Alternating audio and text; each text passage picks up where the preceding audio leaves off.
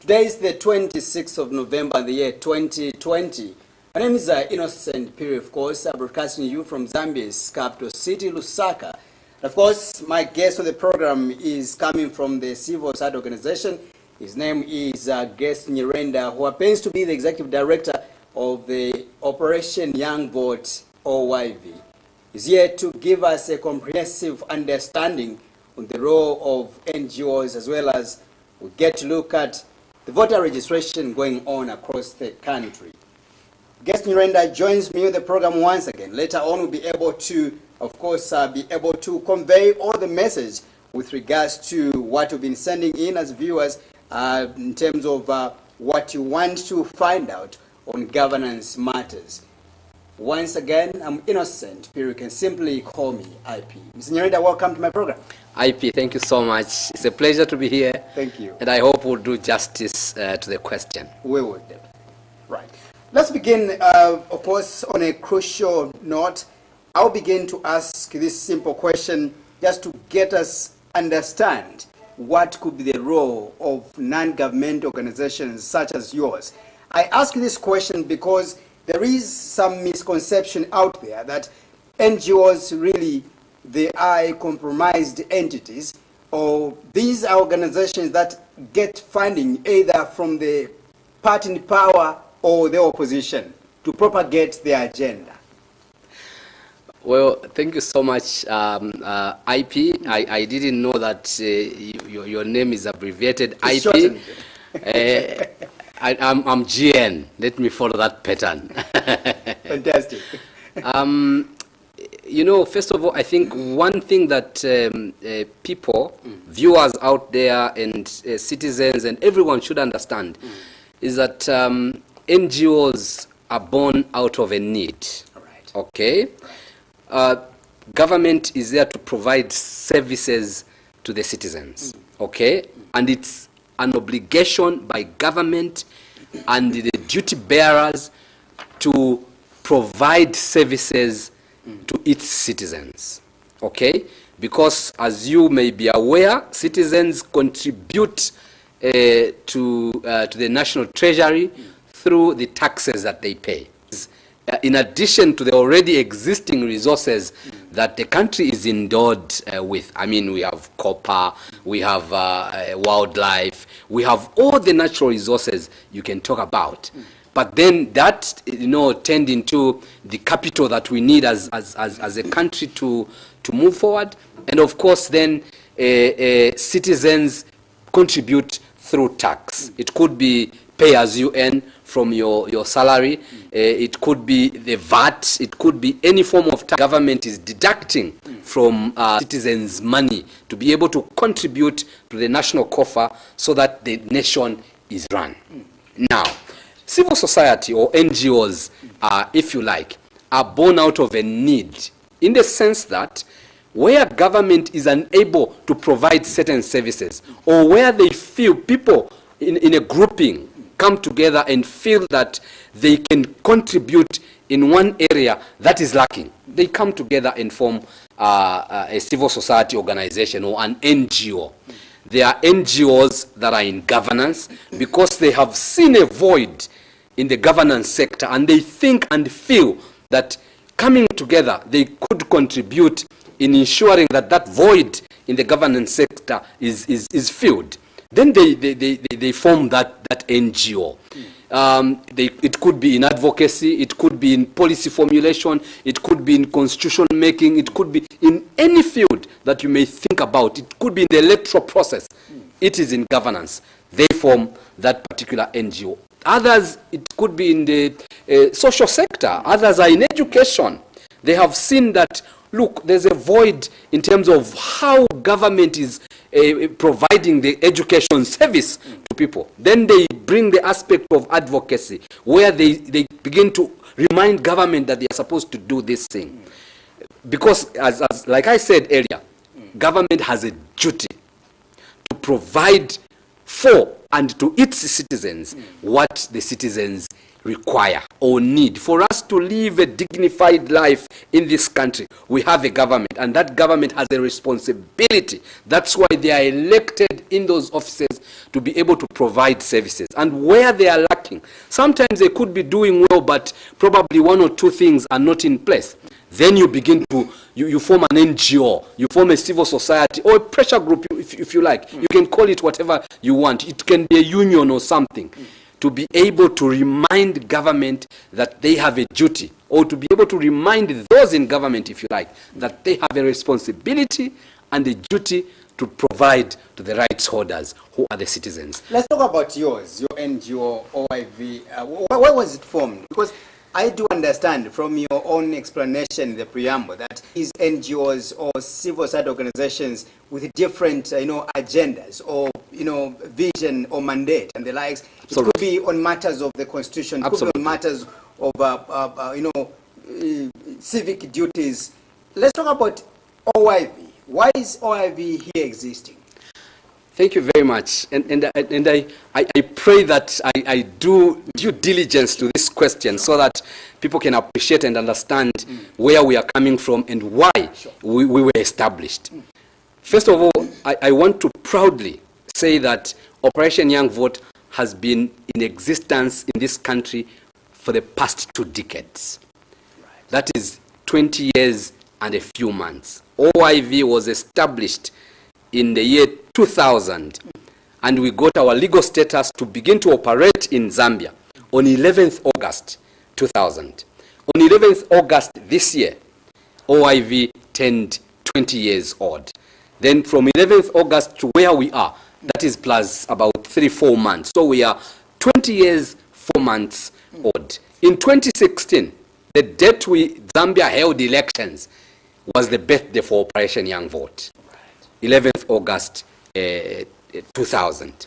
Now, before the year 2000, young people came together. The idea was, then young people, at that time, we felt that there was a void in the sense that young people were left out of the decision-making platforms. Young people were not given a chance or opportunity to engage and participate in national development in many different forms.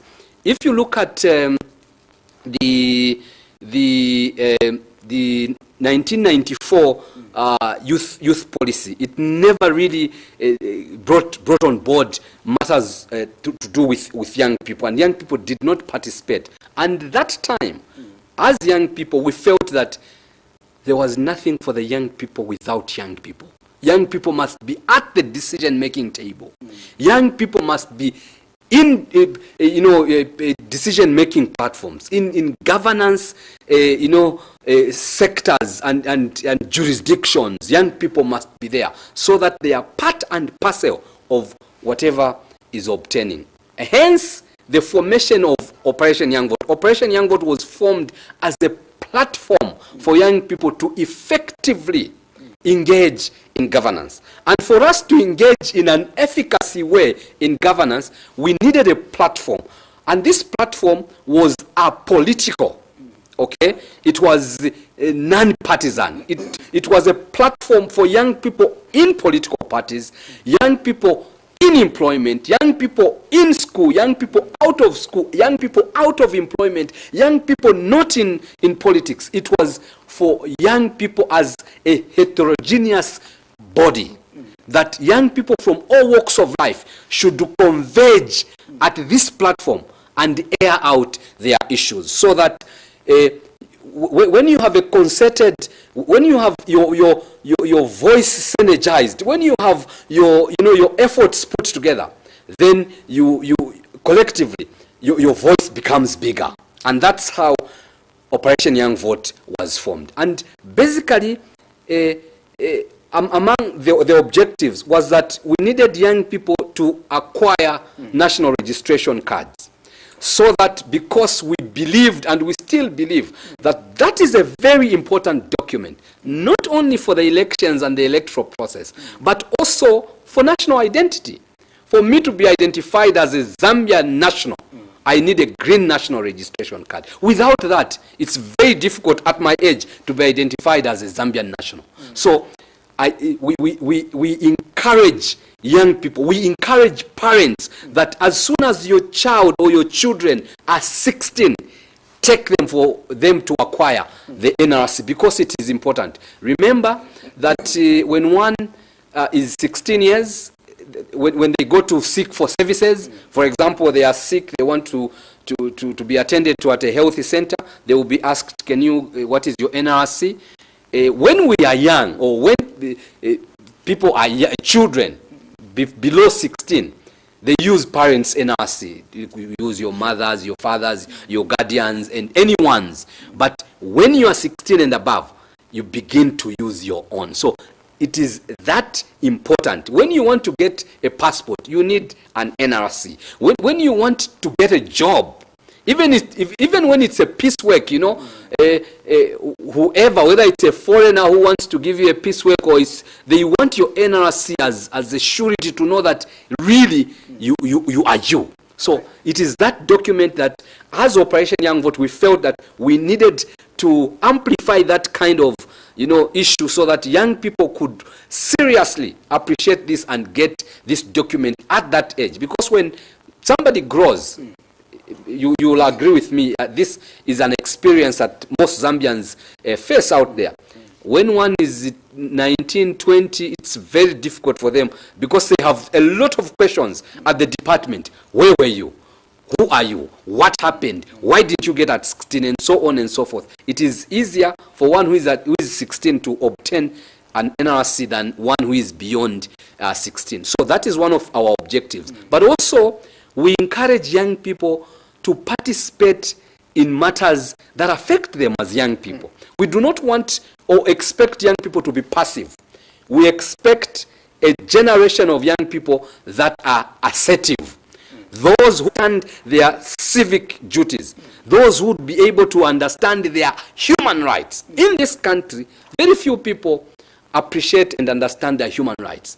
Because we have been, cultured, or, for lack of a better term, abused, especially by the authority, to the level just of being intimidated, and someone would injure you, and because they have money, it is you who is apologizing to the person who has injured you, as opposed to taking them to task that you have injured me. So we ensure that we educate young people on their basic and fundamental human rights.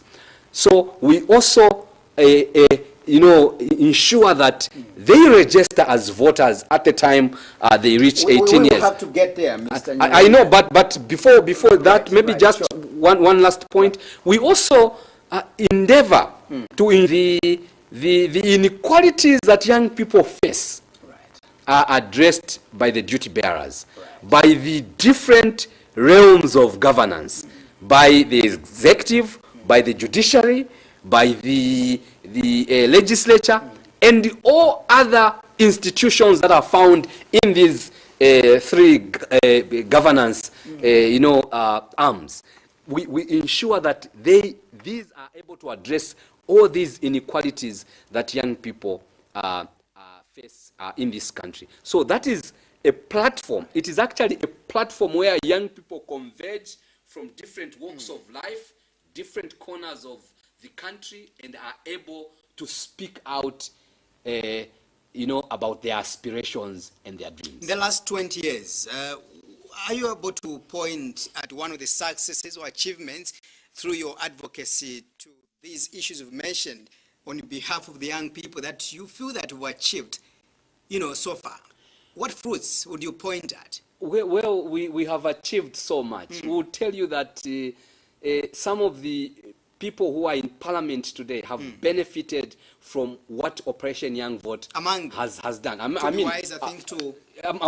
Your products, your fruits. Well, among them, there's the Comrade Howard Kunda, there's Cornelius, young politicians. And if you see, because we have engaged at that level with them, those are just two examples. There are so many of them. you will see that even their level of debate, if you give these young people an opportunity to speak, I'm telling you, they will just take you to a place you've never been to. They will make you understand an issue, and they will debate an issue so eloquently, and they are not personal. They will debate an issue, and that's how it is. And for us, we are proud that those have been part and parcel of our process. People like Levi Ngoma, he's not in parliament today, but he's somebody that is admirable in terms of what he has done. He was in parliament. And what they are doing, these young people, they are heading very big components of parliament. I mean, Howard was a chairperson of Public Accounts Committee.